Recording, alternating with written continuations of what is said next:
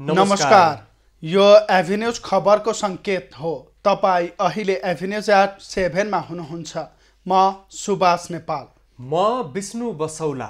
प्रारम्भमा मूल खबर। सरकार र प्रतिबन्धित चन्द नेतृत्वको नेकपा बीच शान्ति सम्झौतामा हस्ताक्षर। मुलुकमा हिंसात्मक द्वन्द्व अन्त्य भएको प्रधानमन्त्री ओलीको भनाई। देशलाई स्वाधीन र स्वतन्त्र बनाउन शान्तिपूर्ण राजनीतिमा आएको चन्दको भनाई। अधिकार स्थापित गर्न जनमतमै जानुपर्नेमा जोड।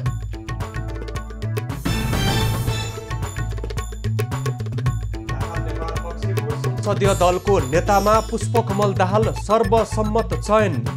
ओलीले राजीनामा नदिए अविश्वासको प्रस्ताव ल्याइने। मोतीपुर औद्योगिक करिडोरको शिलान्यासका लागि पुगेका अर्थमन्त्रीमाथि स्थानीयको अवरोध। ढुङ्गा मुढा हुन थालेपछि कार्यक्रम छाडेर हिँडे।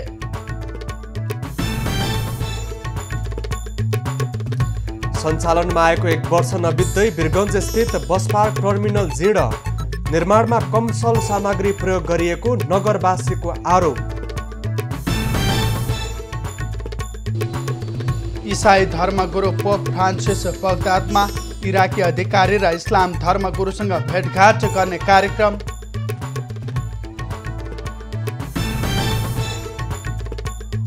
र बी डिभिजन लिगमा 7 बाटोको सहज जित। अर्को खेलमा मध्यपुरद्वारा पुलचोक 3-2 ले पराजित।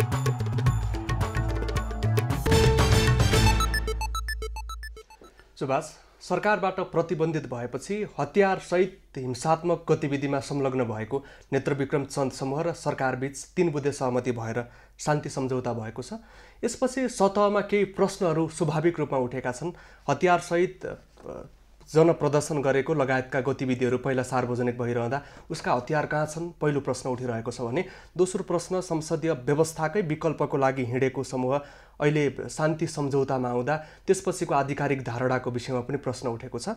अर्को मञ्चबाटै आज प्रधानमन्त्रीसँगको सम्बोधनमा नेत्रविक्रम चन्दले जनमतको कुरा उठाइरहँदा यो विषयमा अझ प्रश्न पार्नको लागि पनि नागरिक तहबाट आग्रह भइरहेको छ। यहाँले भने जस्तै हतियारको विषयलाई अन्य राजनीतिक दलहरूले पनि उठाएका छन् भने चन्द समूह शान्तिपूर्ण राजनीतिका लागि सहमतिमा आएको भनिए तापनि विभिन्न तर्क र विश्लेषणहरू भने भइरहेका छन्। अब खबरको सिलसिला प्रारम्भ गरौँ। सरकार र चन्द नेकपा बीच शान्ति सम्झौतामा हस्ताक्षर सम्बन्धी प्रसङ्गबाट। नेत्रविक्रम चन्द नेतृत्वको नेकपा शान्ति प्रक्रियामा आएसँगै मुलुक शान्तिको युगमा प्रवेश गरेको छ। मुलुकमा सबै प्रकारका हिंसात्मक द्वन्द्व अन्त्य भएको प्रधानमन्त्री केपी ओलीले उद्घोष गरेका छन्। 2 वर्षदेखि भूमिगत हिंसात्मक राजनीति गरिरहेको चन्द नेतृत्वको नेकपा र सरकार बीच 3 बुँदे सम्झौता पत्रमा हस्ताक्षर भएको छ। राष्ट्रिय सभागृहमा आयोजित एक समारोहका बीच सम्झौता पत्रमा हस्ताक्षर भएको हो। 3 बुँदे सम्झौतामा गृहमन्त्री रामबहादुर थापा र चन्द्र नेकपा प्रवक्ता खड्गबहादुर विश्वकर्माले हस्ताक्षर गरेका थिए।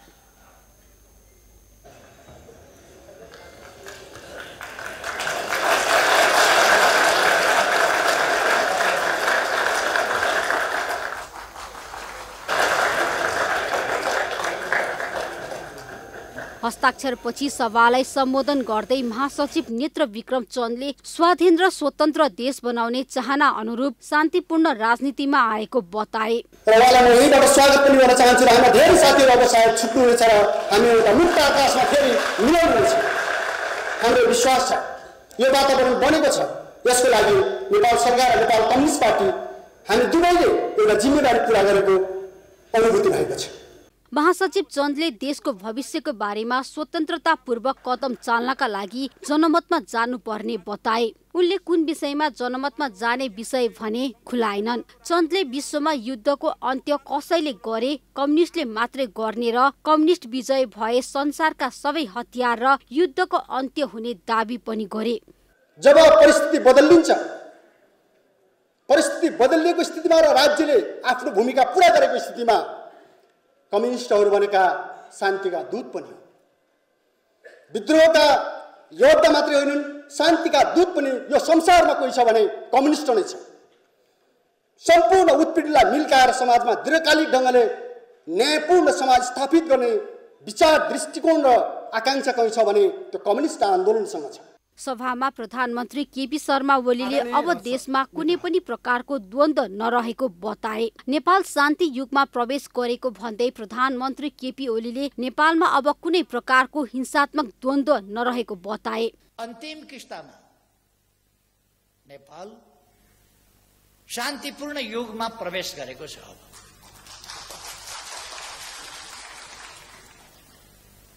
अब नेपालमा हिंसात्मक द्वन्द्व छैन। अब नेपालमा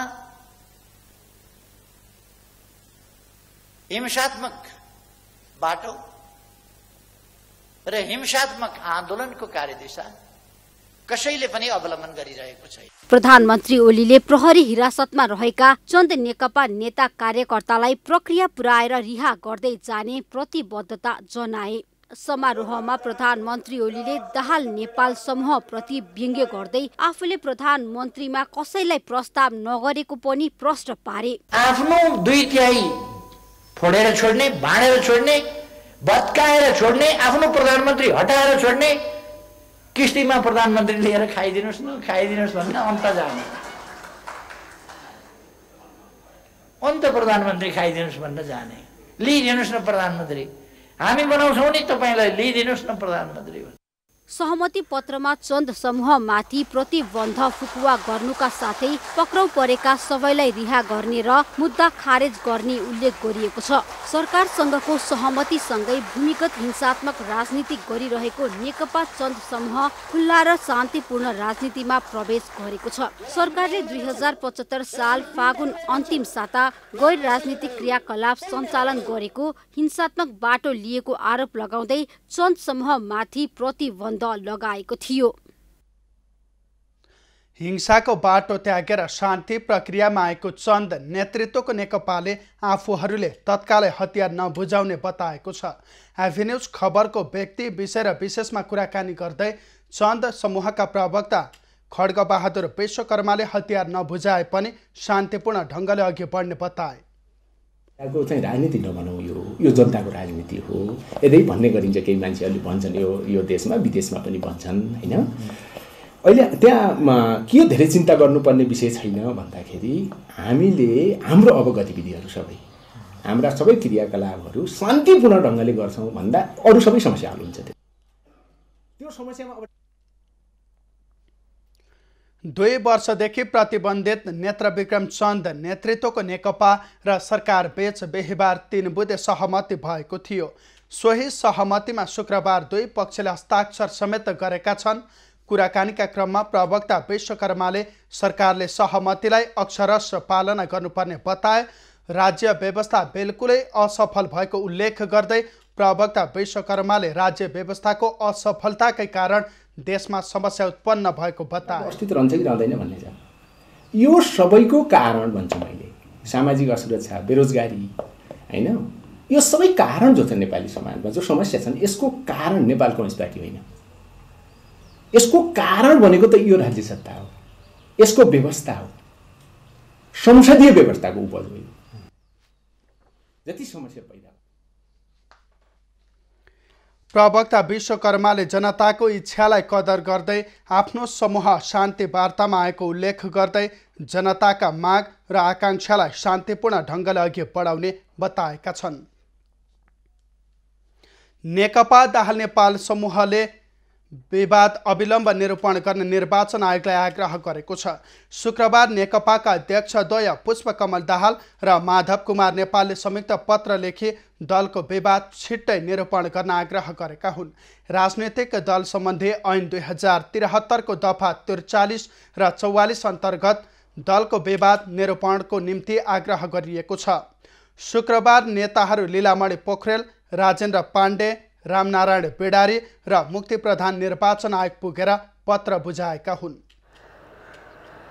निर्वाचन आयोग आफ्नो कर्तव्यबाट कतै च्युत हुँदै त छैन, उसले समयमा गर्नुपर्ने निर्णय नगरेर त्यसले न्याय दिनुपर्नेमा अन्याय त भइरहेको छैन भन्ने प्रश्न निर्वाचन आयोग समस्या हामीले त्यही राख्न आएका हौँ।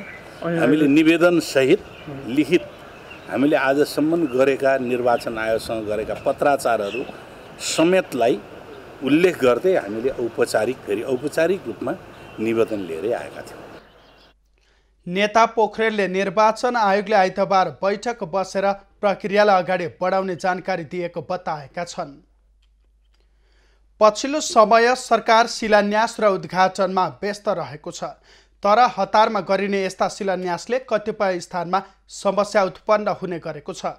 बुटोलमा यस्तै एउटा शिलान्यास गर्ने क्रममा अर्थमन्त्रीले अपमानित मात्रै होइन, कार्यक्रम नै छाडेर भाग्नुपर्ने अवस्था सिर्जना भएको छ। अर्थमन्त्री विष्णु पौडेलले बुटवल स्थित मोतीपुर औद्योगिक करिडोरको शिलान्यास गरेका छन्, तर औद्योगिक क्षेत्रको शिलान्यासले स्थानीयमा खुसीभन्दा पनि आक्रोश बढाएको छ।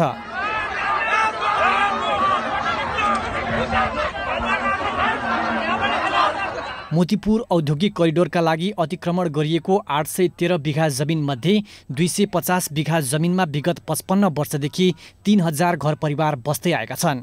उनीहरूले विकल्प मागिरहेका थिए। स्थानीयवासीलाई विकल्प नदिई जबरजस्ती करिडोर शिलान्यास गर्न थालेपछि स्थानीयले विरोध जनाएका छन्।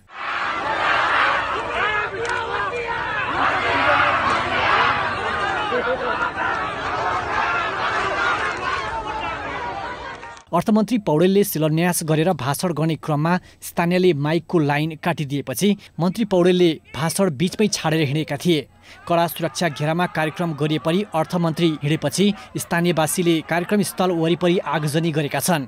शिलान्यास गरिएको क्षेत्र स्थानीयले भत्काउन खोज्दा प्रहरीले बल प्रयोग गरेको थियो। त्यस क्रममा भएको झडपमा कम्तीमा 10 जना स्थानीय प्रदर्शनकारी र 1 जना सशस्त्र प्रहरी सहित केही प्रहरी घाइते भएका छन्।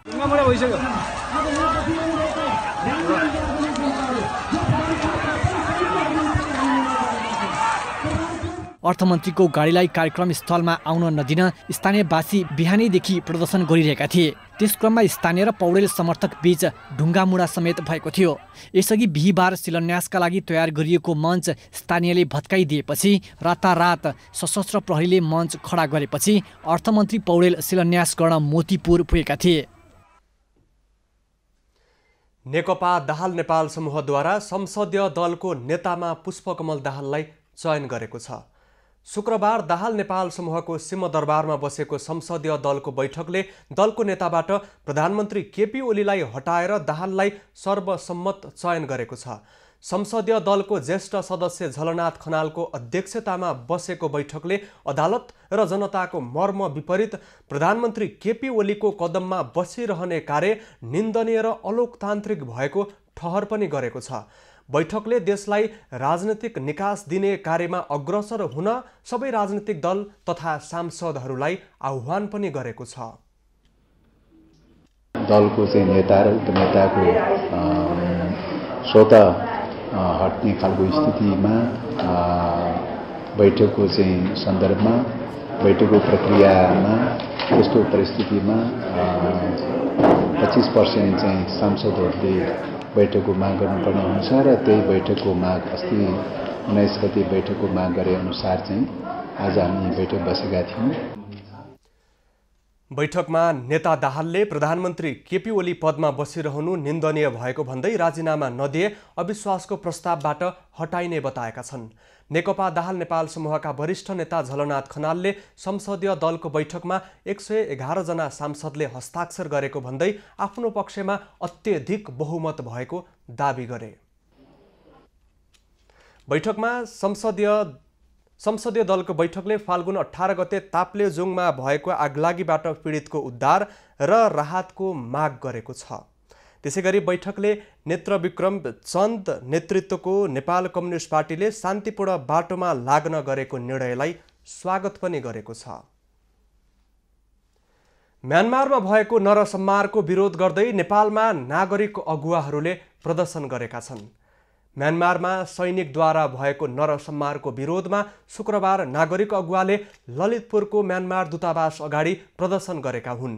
प्रदर्शनलाई सम्बोधन गर्दै नागरिक अगुवा खगेन्द्र सङ्ग्रौलाले स्वतन्त्रता प्रेमी, लोकतन्त्र र स्वायत्तता प्रेमी म्यानमारका नागरिकको आन्दोलनप्रति ऐक्यबद्धता जनाउन सडकमा आएको बताएका छन्। अहिलेको समय लोकतन्त्र, नागरिक स्वतन्त्रता र मुक्तिको समय भएको भन्दै सङ्ग्रौलाले म्यानमारका नागरिकको जित हुने विश्वास व्यक्त गरे। नागरिक स्वतन्त्रताको समय हो, यो मुक्तिको समय हो। बर्मामा अहिले जे भइरहेको छ त्यो धेरै लामो समय चल्नेवाला छैन। तर एउटा के कुरा सत्य हो भने बर्मामा तानाशाहीको क्रूर इतिहास अत्यन्त लामो छ। बर्माका शासकहरूको निम्ति मान्छे मार्नु भनेको कुकुर मार्नुभन्दा सजिलो छ। विरोध प्रदर्शनमा म्यानमारको सैनिक दमनलाई साङ्केतिक रूपमा देखाउनको लागि कलाकारले प्रस्तुति देखाएका थिए। म्यानमारमा फेब्रुअरी 1 मा सेनाले आफ्नो हातमा सत्ता लिएपछि त्यसको विरोधमा निरन्तर आन्दोलन हुँदै आएको छ। सङ्घर्षको क्रममा 4 दर्जन भन्दा बढी नागरिकको ज्यान गइसकेको छ। सञ्चालनमा आएको 1 वर्षमा नै वीरगञ्ज स्थित बस पार्क टर्मिनल जीर्ण बनेको छ। निर्माणमा कमसल सामग्री प्रयोग गरिएको कारण बस टर्मिनल 1 वर्षमा नै जीर्ण बनेको हो।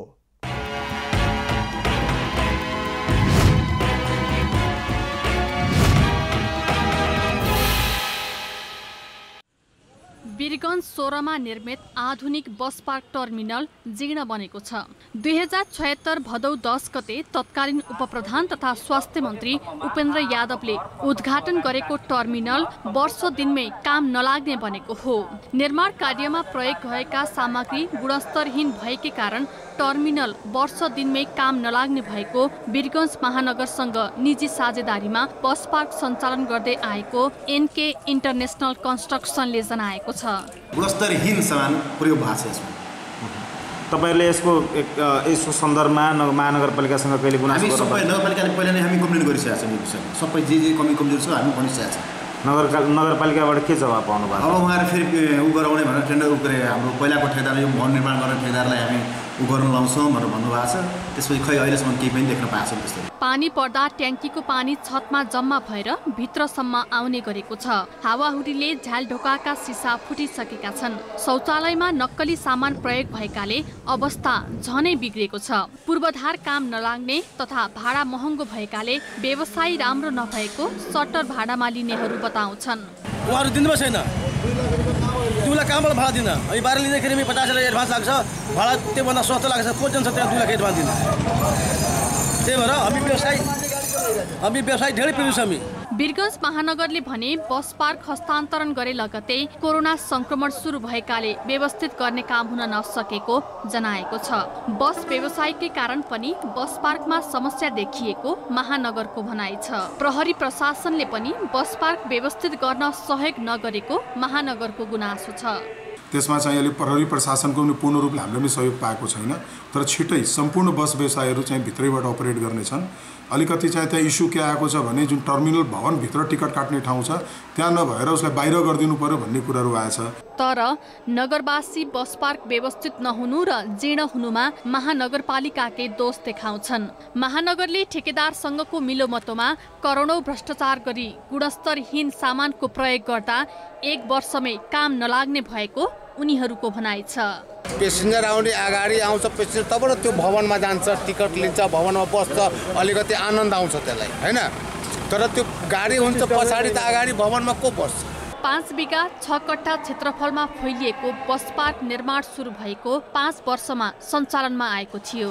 जर्मन दात्री निकायको ऋण सहयोगमा 17 करोड 73 लाखको लागतमा बस पार्क निर्माण गरिएको हो। वीरगञ्जबाट राजन रौनियाको रिपोर्ट।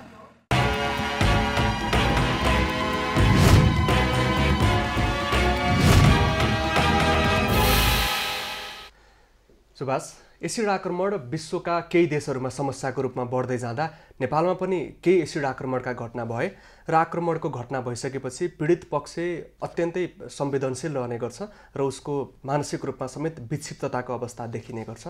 तर यही मध्येमा नेपालमा एसिड आक्रमणकै शिकार बनेकी मुस्कान खातुनले यसको केही हदसम्म सामना गरिन् र उनले देखाएको यो साहसको अन्तर्राष्ट्रिय स्तरबाट पनि प्रशंसा भइरहेको छ। पक्कै पनि यहाँले भने जस्तै जुन एसिड पीडित रहेका छन्। उनीहरू समाजबाट अपहेलना हुने डरले पनि घरभित्रै लुकेर बस्ने स्थिति सिर्जना भइरहेको अवस्थामा मुस्कान खातुनले चाहिँ तेजाब आक्रमणको अन्त्यका लागि गरेको कार्यको प्रशंसा गर्दै अमेरिकाले साहसी पुरस्कार प्रदान गर्ने भएको छ। अब यसै सम्बन्धी थप खबर। तेजाब आक्रमणबाट पीडित वीरगञ्जकी मुस्कान खातुनले अन्तर्राष्ट्रिय साहसी महिला पुरस्कार जितेकी छन्। 15 वर्षीय खातुनलाई अमेरिकी विदेश मन्त्रालयले यस वर्षको international women for courage award प्रदान गर्ने घोषणा गरेको हो। तेजाब आक्रमणको अन्त्यका लागि उनको निरन्तर कार्यको प्रशंसा गर्दै सो पुरस्कार प्रदान गर्न लागि काठमाडौँ स्थित अमेरिकी दूतावासले जनाएको छ। अमेरिकी प्रथम महिला जिल बाइडन र विदेश मन्त्री टोनी ब्लिङ्कनले मार्च 8 मा भर्चुअल कार्यक्रमका बीच सो पुरस्कार प्रदान गर्ने दूतावासले जनाएको छ। यो अवार्ड पाउने खातुन संसारकै सबैभन्दा कम उमेरको व्यक्ति भएको नेपालका लागि अमेरिकी राजदूत र्यान्डी बेरीले जानकारी दिएका छन्। प्रेम प्रस्ताव अस्वीकार गरेको भन्दै मुस्कानमाथि 2076 भदौ 21 गते वीरगञ्जमा विद्यालय जाने क्रममा तेजाब आक्रमण भएको थियो। वीरगञ्ज स्थित गणेशमान सिंह चोकमा 16 वर्षका शमशाद मिया हजामले खातुनमाथि एसिड प्रहार गरेका थिए। रौतहटको अधिकांश स्थानीय तह निमित्त प्रमुखको भरमा सञ्चालन हुँदै आएका छन्। जिल्लामा रहेको 18वटा स्थानीय तहमध्ये 17वटा स्थानीय तह निमित्तको भरमा सञ्चालन भइरहेका हुन्। स्थानीय तह सञ्चालन ऐनमा सरकारले नगरपालिकाको प्रमुख प्रशासकीय अधिकृतको रूपमा उपसचिव तथा गाउँपालिकाको प्रमुख प्रशासकीय अधिकृतका लागि शाखा अधिकृतको दरबन्दी तोके पनि गौर नगरपालिका बाहेक अन्य सबै स्थानीय तह निमित्तको भरमा सञ्चालन भइरहेका छन्। दरबन्दी अनुसारको कर्मचारी व्यवस्थापन हुन नसक्दा भ्रष्टाचारका घटना पनि बढेको सर्वसाधारणको गुनासो छ। स्थानीय निकायका नगर प्रमुखहरू आफ्नो अनुकूल व्यक्तिहरूलाई निमित्त प्रमुखको कार्यभार दिलाउँदै आएपछि व्यथिति बढेको देखिएको छ। यस्तै केही नगरपालिकाहरूमा इन्जिनियरहरू समेत प्रमुख प्रशासकीय अधिकृतको भूमिकामा रहेका छन्। दरबन्दी अनुसारको कर्मचारीको व्यवस्था नहुँदा विकास निर्माणदेखि सेवा प्रवाहमा समेत समस्या देखिएको छ।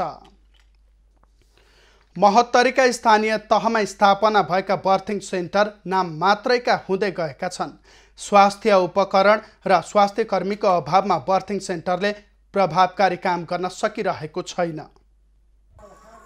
सुत्केरी महिलाहरूलाई घरमै प्रसुति सेवा दिने उद्देश्यले सरकारले स्वास्थ्य चौकीहरूमा बर्थिङ सेन्टर स्थापना गरे। तर महोत्तरीका कतिपय बर्थिङ सेन्टर प्रभावकारी रूपमा सञ्चालन नहुँदा चर्को मूल्य तिरेर निजी अस्पतालहरूमा प्रसुति सेवा लिन बाध्य छन्। बर्थिङ सेन्टरका नाममा तीनै तहका सरकारले वर्षेनी बजेट विनियोजन गरे पनि सर्वसाधारणले त्यसको लाभ लिन सकेका छैनन्। सरकारद्वारा बर्थिङ सेन्टरको नाममा स्थानीय निकायमा जुन हस्पिटल निर्माण अन्य बालबालिकाको लागि जुन निर्माण गरिरहेको छ त्यो पारदर्शी छैन।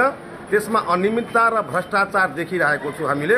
त्यसकारणले त्यसको सम्बन्धित निकायले उचित छानबिन गर्नुपर्छ।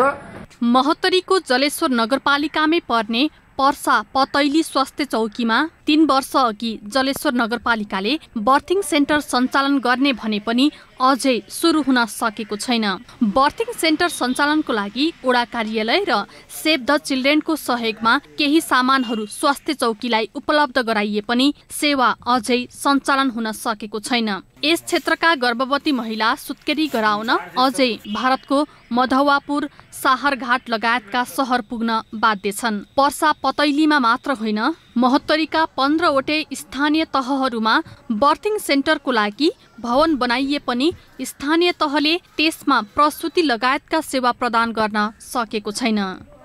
यो हेल्थ पोस्टको पहिलादेखि बाटो छैन 1 नम्बरमा, दोस्रो नम्बरमा बर्थिङ सेन्टरको लागि जग्गा छैन, भवन छैन र तेस्रो कुरा प्राविधिक स्टाफ अहिलेसम्म छैन। अनि बर्थिङ सेन्टर सञ्चालनको लागि यो 3टै पूर्वाधार नभइकन बर्थिङ सेन्टर यस्तो दुर्गममा चलाउन बहुत कठिन छ। पूर्ण सुरक्षित मातृत्व प्रदेश बनाउन प्रदेश 2 सरकारले यस आर्थिक वर्षदेखि बर्थिङ सेन्टरको लागि बजेट विनियोजन गरे पनि कार्यान्वयनमा ल्याउन सकेको छैन। बर्थिङ सेन्टरलाई प्रभावकारी रूपमा सञ्चालन गर्नको लागि 4 वटा जिल्लामा सामाजिक विकास इकाइ गठन गरे पनि कर्मचारीहरू नपठाउँदा गर्भवतीले सेवा पाएका छैनन्। अहिले प्रदेश सरकारले के गरेको छ 20 लाख रुपियाँ भनेर छुट्याएको छ। यो चाहिँ यो 20 लाख रुपियाँ के गर्दै त्यसै खेर जाने पैसा हुन्छ। यो 20 लाख बर्थिङ सेन्टर बन्दैन र मापदण्ड नेपाल सरकारको मापदण्ड अनुसार बनाउने हो भने बर्थिङ सेन्टर बनाउने हो, होइन भने पर्दैन बनाउन।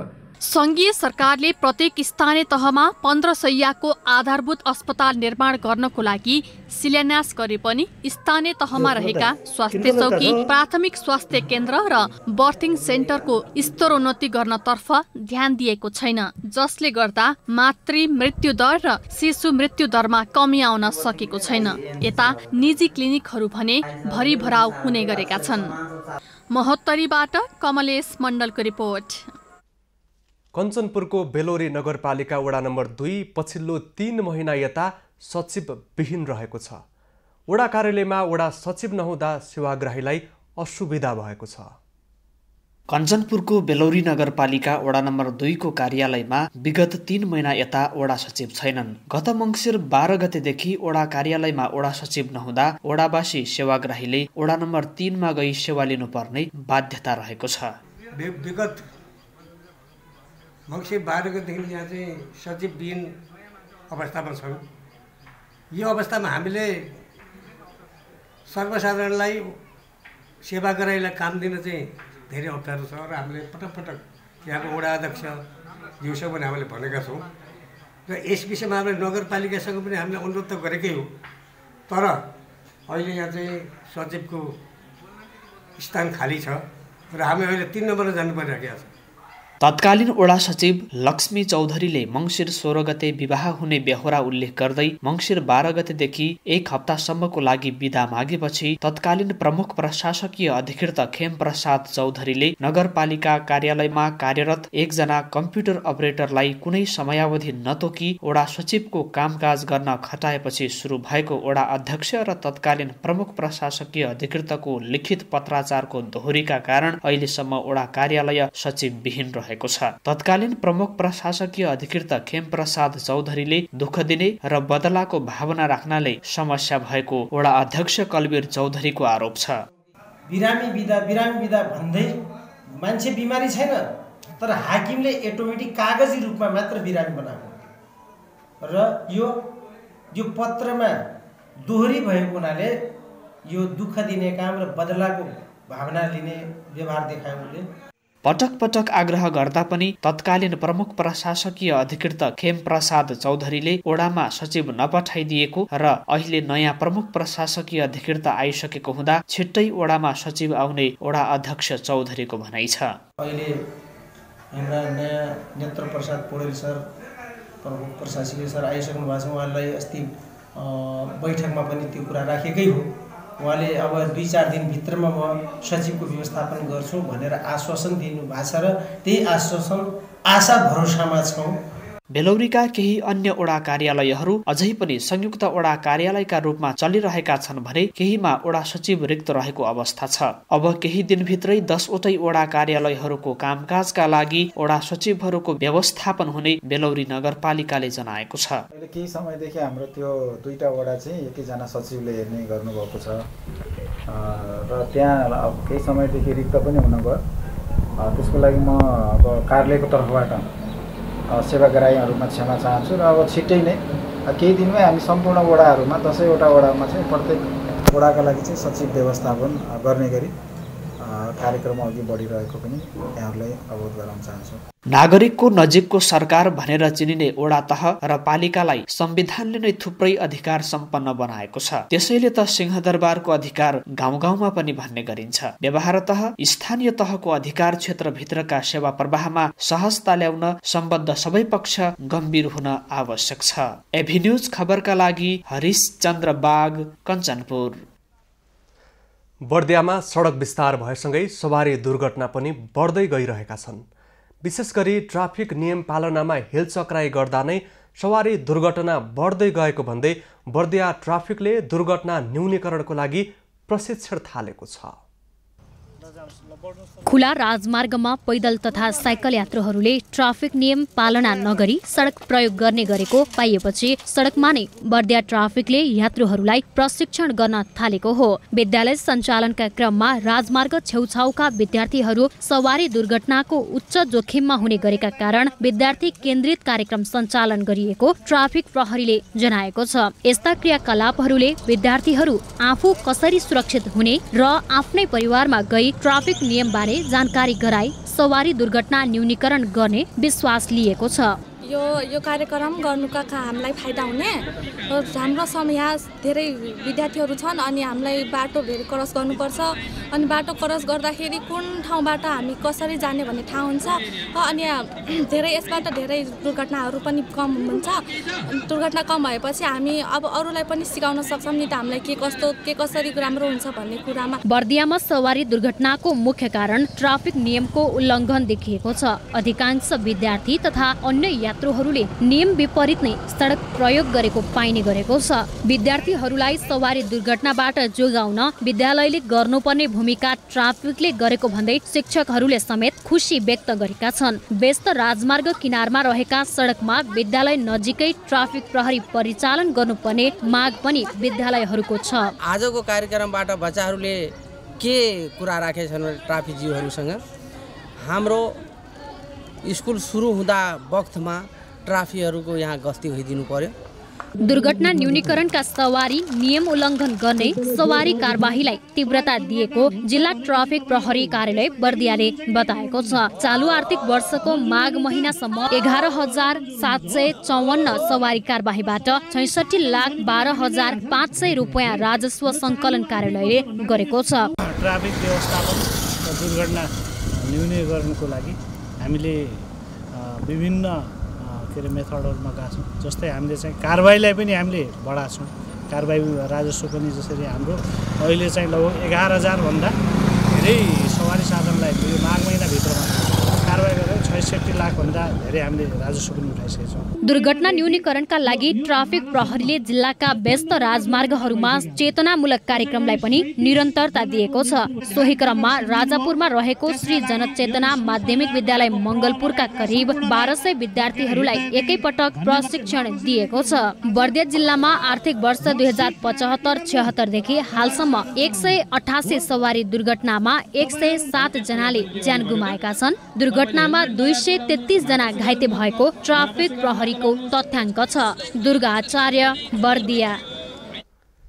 विद्यार्थीहरूले सामाजिक सञ्जाल मार्फत रकम सङ्कलन गरेर विद्यालयमा अक्षय कोष स्थापना गरेका छन्। भोजपुरको पौवादुङमा गाउँपालिकामा रहेको पञ्चकन्या माध्यमिक विद्यालयलाई 2057 सालमा एसएलसी दिएका विद्यार्थीले एक आपसमा सामाजिक सञ्जालमा जोडिएर रकम सङ्कलन गरी 1 लाख बढीको कोष स्थापना गरेका हुन्।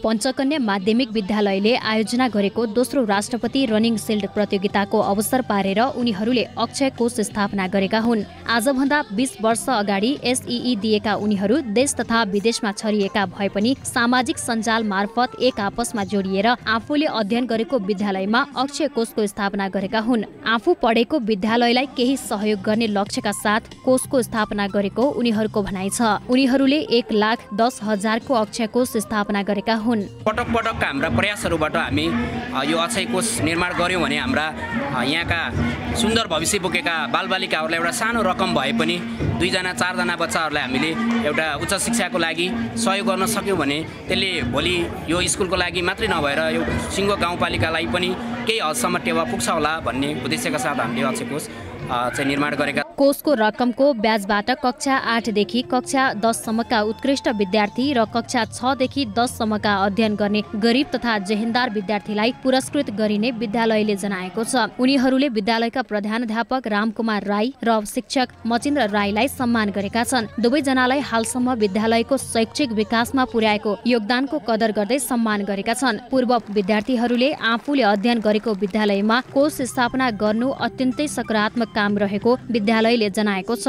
2057 सालमा एसई परीक्षा दिएर जाने विद्यार्थीहरूले 1,10,000 को अक्षय कोष स्थापना गरेका छन्। जुन अक्षय कोषबाट आउने ब्याजबाट चाहिँ मूलतः 8, 9, 10 कक्षाका विद्यार्थी उत्कृष्ट विद्यार्थीहरूलाई के अरे छात्रवृत्ति स्वरूप प्रदान गर्ने भन्ने कुरो रहेको छ। त्यस्तै आफ्नो ब्याजमा अध्ययन गरेर उच्च तहमा पुगेको भन्दै पौवादोङमा गाउँपालिकाका अध्यक्ष किरण राईलाई समेत सम्मान गरेका छन्। विद्यालयको शैक्षिक विकासका लागि पूर्व विद्यार्थीहरूले गरेको कामले विद्यालयको शैक्षिक विकासमा टेवा पुग्ने गाउँपालिकाले जनाएको छ। समग्र क्षेत्रको विकासका लागि योजनाबद्ध काम भइरहेको गाउँपालिकाको भनाइ छ।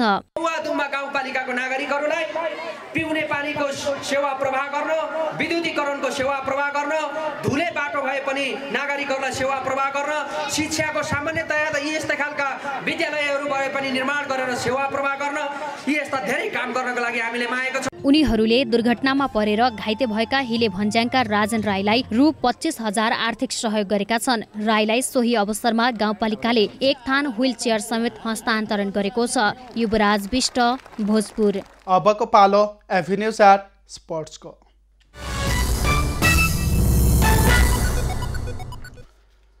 शहीद स्मारक बे डिभिजन लिग फुटबलमा शीर्ष स्थानको साधोबाट युथ क्लबले बाँसबारी क्लबमाथि सहज जित हात पारेको छ। शुक्रबार एन्फा कम्प्लेक्स साधोबाटोमा भएको खेलमा साधोबाटोले बाँसबारीलाई 4-1 गोल अन्तरले पराजित गरेको हो। साधोबाटोका लागि असीम राई, प्रवेश बस्नेत र दिनेश राईले 1-1 गोल गरे। असीमले 19औं, प्रवेशले 54औं, दिनेशले 63औं मिनेटमा गोल गरेका हुन्। साधोबाटोले 1 गोल आत्मघाती उपहार पाएको थियो।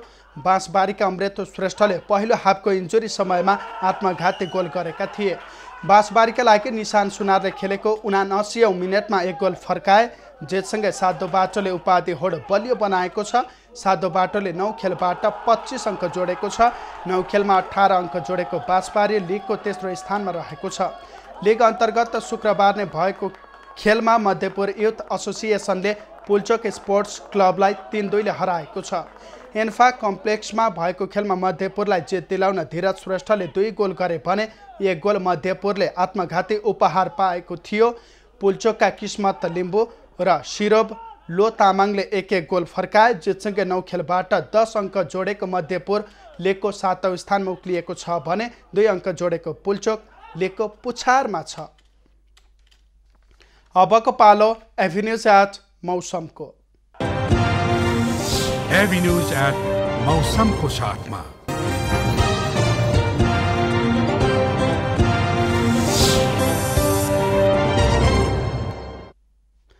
पछिल्लो 24 घण्टामा देशभरको मौसममा आंशिकदेखि सामान्य बदली रह्यो। आज राति देशका पहाडी भूभागमा छिटपुट वर्षा र हिमाली भेगमा हल्का हिमपातको सम्भावना रहेको जल तथा मौसम पूर्वानुमान महाशाखाले जनाएको छ। आज काठमाडौँ उपत्यकाको अधिकतम तापक्रम 25 डिग्री सेल्सियस र न्यूनतम तापक्रम 9 डिग्री सेल्सियस मापन गरियो।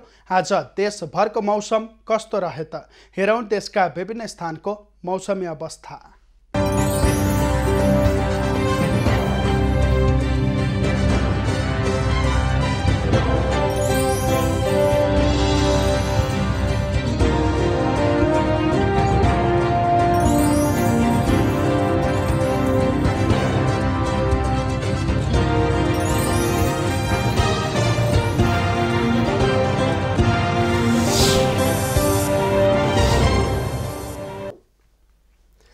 अहिलेलाई खबरको क्रम यति नै।